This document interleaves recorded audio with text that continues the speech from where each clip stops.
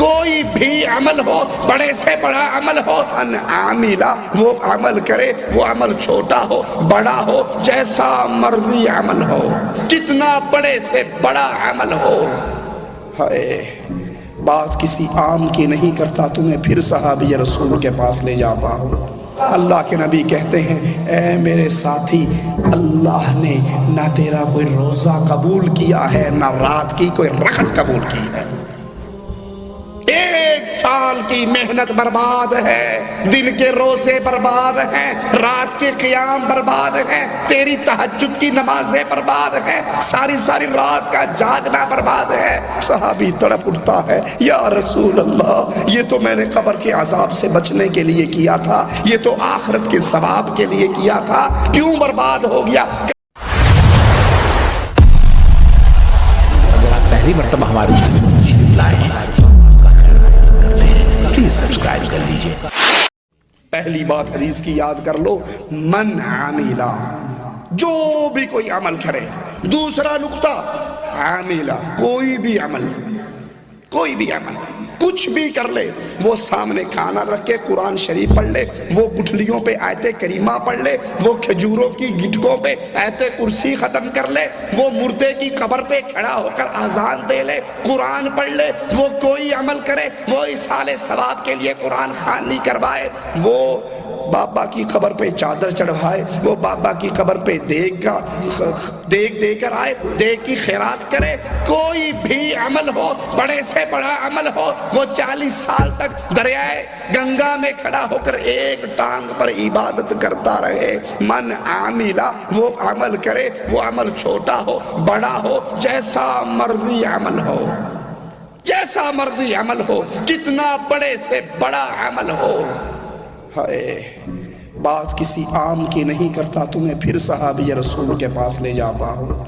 ایک صحابی کو دیکھتے ہیں کمزور نظر آتا ہے، پوچھتے ہیں میرے ساتھی کیا ہو گیا ہے، کیوں کمزور ہو گئے ہو؟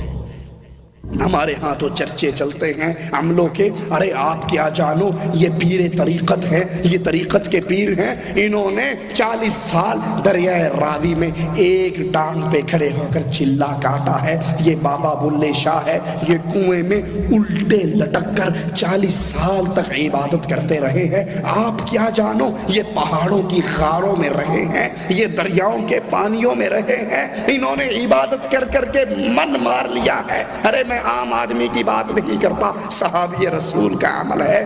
پوچھتے ہیں کیوں کمزور ہے؟ صحابی کہتا ہے یا رسول اللہ صلی اللہ علیہ وسلم سال گزر گیا میں نے کوئی دن افطاری نہیں کی، 365 دن میں روزوں سے ہی گزار رہا ہوں، سال پورا روزے کی حالت میں ہوں۔ یا رسول اللہ صلی اللہ علیہ وسلم اس سال کی راتوں میں سے کوئی ایک رات ایسی نہیں گزری جو میں نے بستر پہ سو کر دیکھا ہو، دن کو روزے سے رہتا ہوں، رات کو قیام کرتا ہوں، دن کو روزے سے رہتا ہوں، رات کو قیام کرتا ہوں، اور یہ عمل 1 سال سے میں مستقل کر رہا ہوں، اس لیے کمزور ہو گیا ہوں۔ صحابی رسول کہتے ہیں حدیث کو یاد رکھنا، من عاملہ جس نے عمل کیا، کتنا بڑا ہو، کتنا عظیم ہو، کتنا لمبا چوڑا ہو، اللہ کے نبی کہتے ہیں اے میرے ساتھی، اللہ نے نہ تیرا کوئی روزہ قبول کیا ہے، نہ رات کی کوئی رکعت قبول کی ہے۔ 1 سال کی محنت برباد ہے، دن کے روزے برباد ہیں، رات کے قیام برباد ہیں، تیری تہجد کی نمازیں برباد ہیں، ساری ساری رات کا جاگنا برباد ہے۔ صحابی تڑپ اٹھتا ہے، یا رسول اللہ یہ تو میں نے قبر کے عذاب سے بچنے کے لیے کیا تھا، یہ تو آخرت کے ثواب کے لیے کیا تھا، کیوں برباد ہو گیا؟ کہا تیرے 1 سال کی عبادتوں پر محمد کی مہر نہیں ہے، اور جس عمل پر کملی والے کی مہر نہ ہو، مدینے والے کی مہر نہ ہو، صاحب شریعت کی مہر نہ ہو، محمد کی مہر کے بغیر عمل اگر صحابی رسول بھی کرتا ہے وہ برباد ہو جاتا ہے۔ اگر میرا شیخ اور پیر و مرشد کوئی عمل مجھے سکھا دے جو اللہ کی شریعت سے ثابت نہیں ہے، وہ کیسے قبول ہو سکتا ہے؟ من عمل عملا جس نے کوئی عمل کیا لیس علیہ امرنا تیسرا نقطہ ہے اس عمل پر نبی کی مہر نہ ہو، اس عمل پر نبی کا موافقہ نہ ہو، اس عمل پر نبی کی شریعت میں دلیل موجود نہ ہو۔ یہ تیسری بات ہے۔ من کوئی بھی ہو، عاملہ عمل کیسا بھی ہو، اس پر لیس علیہ امرنا حدیث رسول سے ثابت نہ ہو۔ اجی آپ کا کام تو اعتراض کرنا ہے، دیکھو مرنے کے بعد قرآن خوانی کروانے کے لیے درویشوں کو اکٹھا کرنا حرج کیا ہے؟ سنا یا نہیں سنا؟ گٹھلیوں پہ آیت کریمہ پڑھنا حرج کیا ہے؟ اب گٹھلیوں پہ آیت کریمہ پڑھی جا رہی ہے، آیت الکرسی پڑھی جا رہی ہے، چاروں گل پڑھے جا رہے ہیں، حرج کیا ہے؟ تیسرے دن کا ختم ہے، مولوی مدرسے سے آ کے درس دے رہا ہے، سامنے لوگ بیٹھے ہیں، ادھر دیگوں میں گوشت پک رہا ہے، حرج کیا ہے؟ 7ویں دن کا ختم ہے، آخر قرآن ہی ہے، دین ہی ہے، غریبوں کو کھانا ہی کھلانا ہے، حرج کیا ہے؟ 9ویں دن کا ختم، حرج کیا ہے؟ 10ویں دن کا ختم، حرج کیا ہے؟ یہ شب رات کا حلوہ شریف ہے، ساری رات عبادت کی ہے، سارا دن روزہ رکھا ہے، حرج کیا ہے؟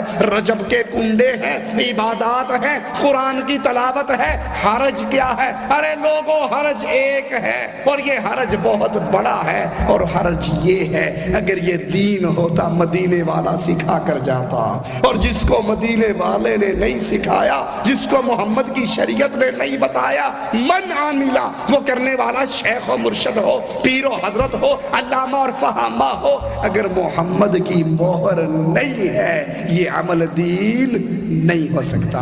من عاملہ عملا لیس علیہ امرنا، یہ تیسرا نکتہ ہے کہ وہ عمل سنت رسول کے مطابق ہو، ٹھیک، اگر نہیں ہے فَهُوَ رَدٌّ۔ چوتھا نکتہ یہ ہے وہ عمل مردود ہے، وہ قرآن پڑھنا کھانے پہ مردود ہے۔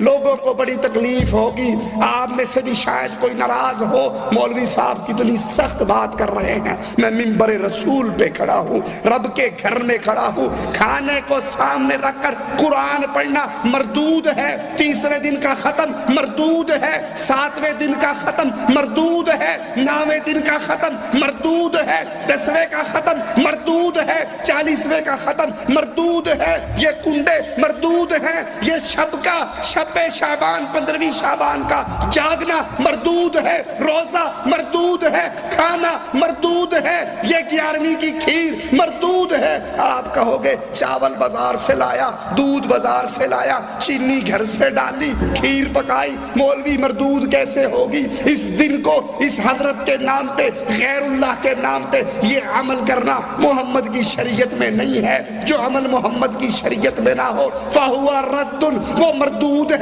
11ویں مردود ہے، کنڈا مردود ہے، شب شعبان 15ویں شعبان کے رات کو جاگنا مردود ہے، دن کا روزہ مردود ہے، حلوہ پکانا مردود ہے، بی بی فاطمہ کی سان کے مردود ہے، پاپے کی قبر کو پکا کرنا عمل مردود ہے، چادر چڑھانا عمل مردود ہے، پتیسے بانٹنا عمل مردود ہے، ڈھول پیٹنا عمل مردود ہے، قوالی گانا عمل مردود ہے، کیونکہ محمد کا فرمان ہے من عامل عملا لیس علیہ امرنا فہو رد۔ کرنے والا شیخ ہو، کرنے والا مرشد ہو، کرنے والا امام ہو، کرنے والا پیر ہو، عمل بہت بڑا ہو، عرس بہت بڑا ہو، قرآن خوانی بہت بڑی ہو، محنتیں بڑی ہو، 1 کروڑ دفعہ آیت کریمہ گٹھلیوں پہ پڑھا جاتا ہو، حدیث سے ثابت نہ ہو، یہ شیخ بھی مردود ہے، اس کی باتیں بھی مردود ہے، یہ عمل بھی مردود ہے، کیونکہ یہ عمل امام کائنات، امام اعظم، امام الانبیاء، قائد اعظم محمد الرسول اللہ سے مہر لگوا کر نہیں آیا۔ یہ وہ بد نصیب ہے جو قیامت کے دن آئے گا، نیکی سمجھتا ہوگا اپنے اعمال کو، اور اللہ کی طرف سے اس کے سارے اعمال برباد ہو جائیں گے۔ اسی لیے محدثین اس حدیث کو پڑھ کر فرماتے ہیں یہ نصف دین ہے، من عمل عملاً لیس علیہ امرنا فہو رد، یہ نصف دین ہے، یہ آدھا دین ہے۔ اسی لیے امام شافعی رحمۃ اللہ علیہ فرمایا کرتے تھے کوئی پانی پہ چلے اور گیلا نہ ہو، پانی پہ چلے گیلا نہ ہو، فضا میں اڑے، آگ میں چلے، آگ میں چلتا ہے، پیر پہ آگ نہیں لگتی، اس کو دیکھ کر دھوکہ نہ کھانا، وہ شیطان ہے۔ اس کو دیکھ کر دھوکہ نہ کھانا، کیونکہ وہ شیطان ہے۔ ابن قیم رحمہ اللہ فرماتے ہیں گمراہوں کی کثرت کو دیکھ کر دھوکہ نہ کھانا، کیونکہ گمراہ اکثر ادوار کے اندر زیادہ ہوتے ہیں اور اہل ایمان تھوڑے ہوا کرتے ہیں۔ اہل ایمان کی قلت کو دیکھ کر، اہل شرک کی کثرت کو دیکھ کر دھوکہ نہ کھایا۔